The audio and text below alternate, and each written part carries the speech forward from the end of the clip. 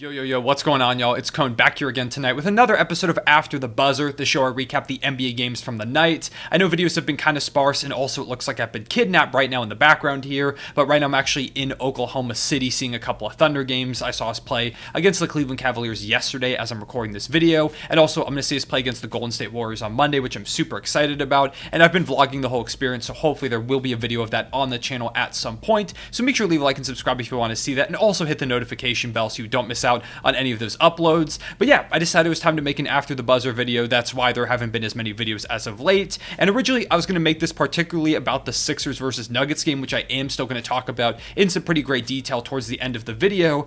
But then the Lakers versus Celtics game happened, and it was one of the single funniest games of all time, and the Lakers in particular, over the past few years, everything that's gone on with them has been very, very funny. Their continuous memes and all the drama and everything, but tonight was like the culmination of this Lakers era being like the funniest basketball team of all time, so that's probably what we're going to focus on for a majority of this video, so let's go ahead and get right into it. This game started off pretty normal, and it was a back and forth one. I mean, last time these two teams played, it went to overtime, and Jason Tatum was making an MVP case. He hit that crazy shot to send the game to overtime. So I was expecting a pretty close one, although Boston is the far better team. Anthony Davis is still working his way back from injury, but it's a Lakers versus Celtics game in this NBA rivalry week that they've now started, which we've seen a lot of great games. So I have to give them credit for setting up a pretty good schedule in this first edition of this rivalry week. Maybe it's a thing that should stick around for the long term. But yeah, I've been pretty impressed with what they've done so far, and this game was no exception. It was all around just a normal, really close game up until like the last couple minutes or so. Then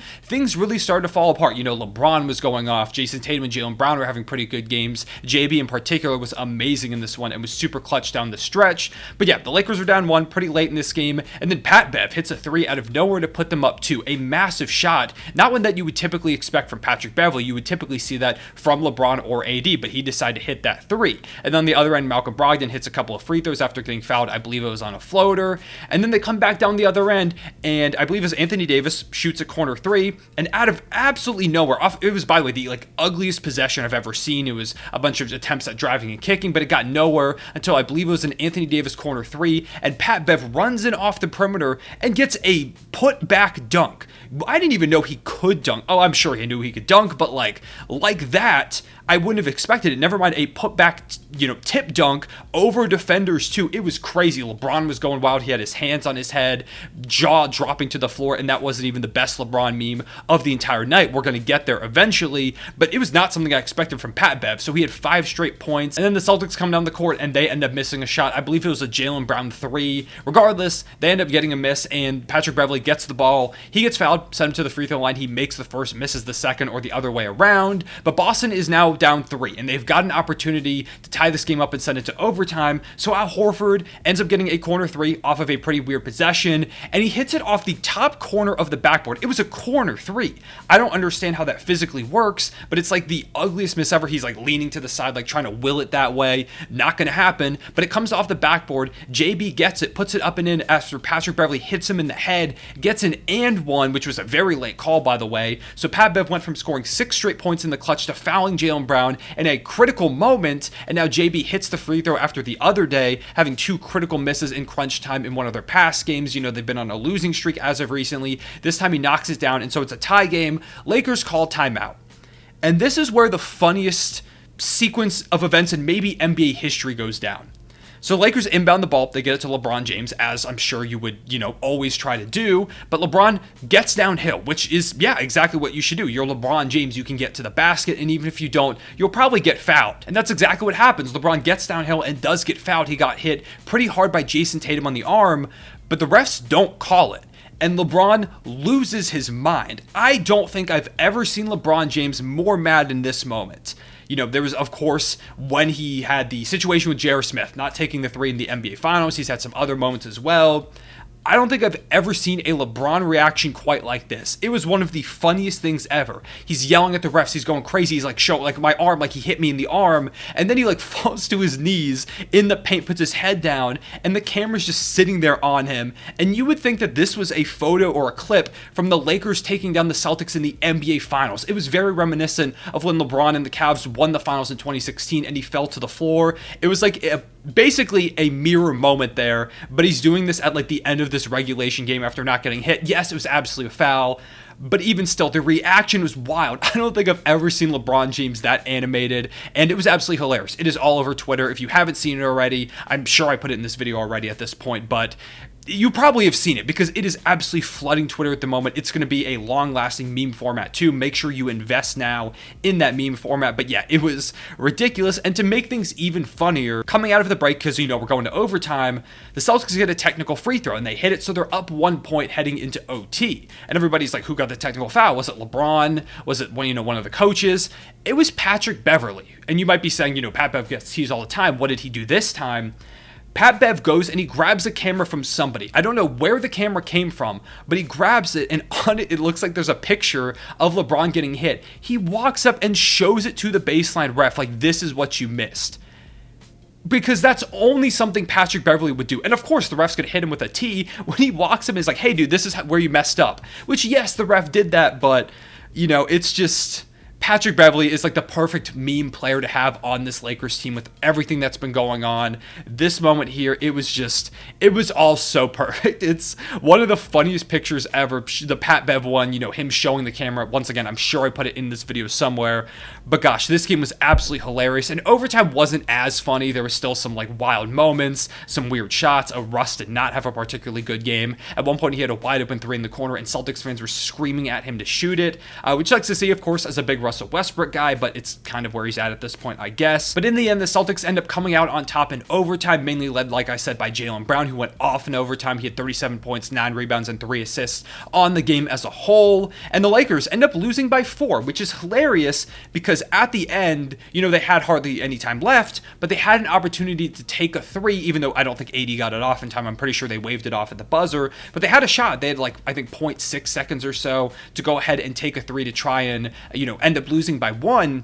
But if Pat Bev hadn't gotten that technical foul, and I know events probably would have played out differently, the butterfly effect and everything, but if he hadn't gotten that technical foul, the Lakers might have had a legit shot to tie this and send it to double overtime, but instead Pat Bev showed him the camera, and I'm so glad he did because it is one of the funniest NBA pictures I've ever seen. This Lakers team is absolutely hilarious. I don't think I've ever found a team that has, discovered basically weirder and crazier ways to lose games, just be involved in drama. There was the whole Shannon Sharp Grizzlies thing with the Lakers, and that really didn't involve them, but it was still involving the Lakers in general. A few days ago, there was Russ talking to this reporter who was being really positive to him, which is great to see because Russ gets a lot of negativity, but just his reactions, the reaction images that came out of that were hilarious. Just everything involving this Lakers team, ever since they won that championship, it has been, and really ever since they made the Russell Westbrook trade, it has been one of the funniest things consistently. The Lakers are must-watch TV every single night, not because they're particularly good, but because every night that you watch this Lakers team, they're going to find some wild way to lose, or even if they end up winning, they're going to do it in the absolute craziest fashion possible. There's going to be memes, there's going to be crazy shots being hit from both sides and crazy misses happening too, air balls, weird stuff with referees, and Patrick Beverley's going to do something crazy. There's always drama involved. They are just one of the funniest teams in the NBA, the funniest team in NBA history. I might actually just go ahead and confirm that right here after watching that game. But yeah, so that was Lakers versus Celtics. It was a great game all around, and it was made even better by all the antics that went down. One of my favorite games of this season so far. LeBron James himself had 41 points, 9 rebounds, and 8 assists. He's now 110-ish points away from being the all-time leading scorer in NBA history, which is wild. It's crazy how good he still is. Anthony Davis didn't have a particularly great game. I mean, he was fine, but you want to see more from Anthony Davis, but once again, he still is working his way back from injury. He came off the bench in this one. Not a great game from Russ, not a great game from a lot of their other role players. Like I said, for the Celtics, it was mainly Jaylen Brown. Jason Tatum did have a 30-piece, and Malcolm Brogdon is kind of staking his claim for 6th man of the year. Right now, he's probably my front runner. The numbers don't always back it up, but tonight, he had 22 points or something like that. He was clutch multiple times, just continuously hitting big shots or getting stops because he's great defensively too. But yeah, it's just what Malcolm Brogdon does, and the Celtics get a win, a big win because they've been on this pretty big losing streak, and the Sixers are right behind them in the standings in the Eastern Conference, who we'll talk about in a moment. So the Celtics have to continue to try and gain ground. It went from them being by far the leader in the East earlier in the season to now the Sixers being right on their tail, and some of these other teams, if they also turn things around, like the Bucks and the Nets, they could also catch up if they get healthier. So it's going to be something interesting to keep an eye on, the standings in the Eastern Conference, because the Celtics aren't safe as the 1 seed, but this is a big win for them, and once again, probably the funniest game I've ever seen. Next, let's go over Sixers versus Nuggets, which, like I said, was going to be the main focus of this after the buzzer, but because of everything that happened there, I had to cover Lakers Celtics primarily. But this was another really fun game and a highly anticipated one. You know, Joel Embiid and Nikola Jokic, two of the best centers in the modern era, the two best big men in the game right now, two top 5 players in my opinion. Jokic has been the back-to-back MVP, with Embiid finishing second both years, and Embiid is probably second in the MVP race right now, you know, with the likes of Jason Tatum and Luka Doncic, guys like that, as well as Kevin Durant when he gets healthy, Giannis Antetokounmpo. But I think Jokic and Embiid are the top 2 at this moment, especially with Joel Embiid's performance tonight. A lot of people talk about guys having like an MVP type moment. This could be Joel Embiid's, because tonight against his main competition, he had 47 points, 18 rebounds, 5 assists, 3 steals, and 2 blocks on 18 of 31 shooting. He was taking everything personally, and a lot of y'all probably saw he got snubbed from the NBA All-Star starters list. He was behind Jason Tatum, Kevin Durant, and Giannis Antetokounmpo in the East. And as I said in my All-Star selection video, I completely understand someone had to get snubbed, but it being Joel Embiid once again feels wrong, because I feel like he consistently gets screwed in terms of awards, because, you know, Jokic won the past 2 MVPs, and I'm not saying he didn't deserve them, he absolutely did, but Embiid finishes second both times in those, and because of that, he makes 2 straight All-NBA second teams despite being the second best player in the NBA, so he's kind of just had like bad luck with awards and stuff like that. But this game was huge. He was attacking Jokic, and there was nothing Jokic could do. Not that really anybody can do anything, but Embiid seemed to be taking this one personally, both because of probably the snub, but also because of the matchup against Jokic. I don't think there's any bad blood or anything, but Embiid is one of those guys that in those big name games, like against the Nets the other night, playing up against Ben Simmons, he takes those games seriously. And that's part of the reason why I think a Nuggets-Sixers finals would be incredible. They're two of the best teams in the NBA right now. The Nuggets as the 1 seed in the Western Conference, and the Sixers as the 2 seed, close behind the Celtics in the Eastern Conference. They're both great teams, two of the best players in the game in Embiid and Jokic, and two guys that I think will end up as Hall of Famers. Jokic is already there, and I think Embiid will get there by the end of his career. And so this could be one of the defining matchups of like this era of basketball, seeing 2 top 5 players and 2 of the most talented and dominant big men we've seen in a very long time going up against each other. I just think it would be a great finals. Let me know in the comment section below what you think. But that's kind of my take. Shout out to the Sixers. They're on an absolute tear right now, in my opinion, a true championship contender. And same with the Denver Nuggets. So this is a matchup I would love to see. Next, let's talk about Clippers versus Hawks, which saw Kawhi Leonard go off for 32, 8, and 4 and 55% shooting. He's been amazing. He's averaging great numbers over his last 10 games. I think it's around 27 points over those contests. I feel like Kawhi Leonard is truly back, and you can see it with the Clippers, because right now they're 7-3 in their last 10 games, those games where Kawhi has been absolutely going off, and once again looking like the claw of old. Their offense has come around too. Basically, when Kawhi's playing like this, the Clippers look like a championship caliber team, and I do think there are still some moves that they need to make, but this is a pretty big win over an Atlanta Hawks team. There's been a bit wishy-washy as of late. It feels like they keep going, like they'll win a few games in a row and you're like, oh, the Hawks are back, and then over this recent stretch they went 1-3, the one win being of course against the Thunder, because I just can't seem to get any luck there, but they lost to, I believe it was the Hornets and the Bulls in their other 2 L's in this 4-game stretch. So I don't know what's going on with the Hawks. I can't tell if they're, you know, kind of back, or I do think they need to make some type of move. John Collins' name has of course been thrown around a lot of trade rumors, and I do think they will make some decent moves. Trae Young has been playing better recently. He had 31 points, 5 rebounds, and 10 assists. He feels a lot more like the Trae of old, like he's hitting the crazy threes, he's attacking the basket, hitting floaters. It just feels like we're seeing Trae kind of refine who he is, and that's great for Atlanta Hawks fans. I'm sure they're really enjoying that to see, and as someone who just likes seeing stars play like stars, I'm happy it seems like Trae's kind of finding his rhythm. Final game I'm going to go in-depth into is Timberwolves versus Kings, which saw Anthony Edwards lead the way in a Minnesota win with 34 points, 10 rebounds, and 6 assists, and is trying to make that all-star push late in the game. I don't think he'll end up making it straight away, but I do think if they need a couple injury replacements, especially at the guard position, Ant's kind of positioned well to maybe make his first all-star game, because he's been a big reason as to why the Timberwolves have really started to turn their season around.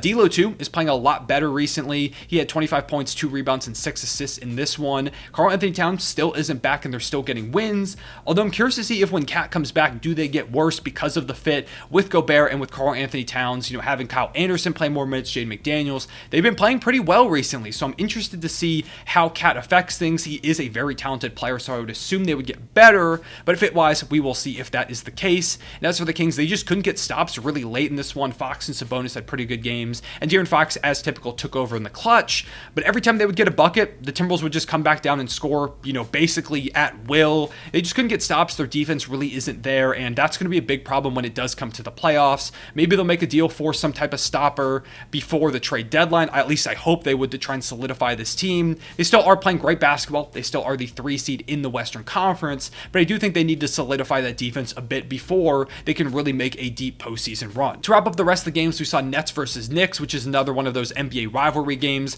and Kyrie Irving went off for 32 points, 6 rebounds, and 9 dimes. In particular, in the clutch, he was phenomenal, which is basically a scheduled thing that I can say in all these videos at this point. He's really doing a great job of keeping Brooklyn afloat without Kevin Durant, who can hopefully return soon. We also saw the Suns beat the Spurs behind Chris Paul's 31.7 rebounds and 11 dimes, and this was despite a 30-piece from Jeremy Sohan and Keldon Johnson, which, by the way, shout to Jeremy Sohan.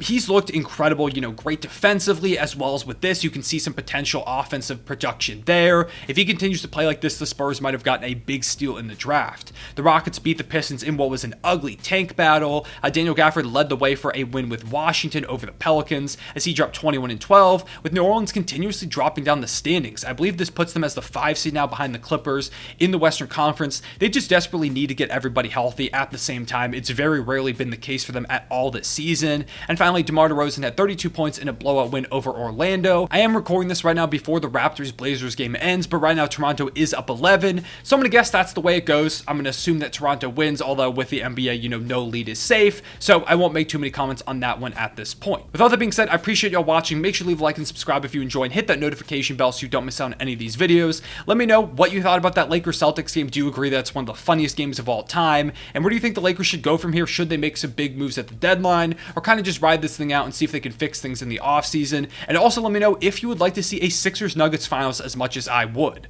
Appreciate y'all watching. I'll see y'all later. Real one, say it back.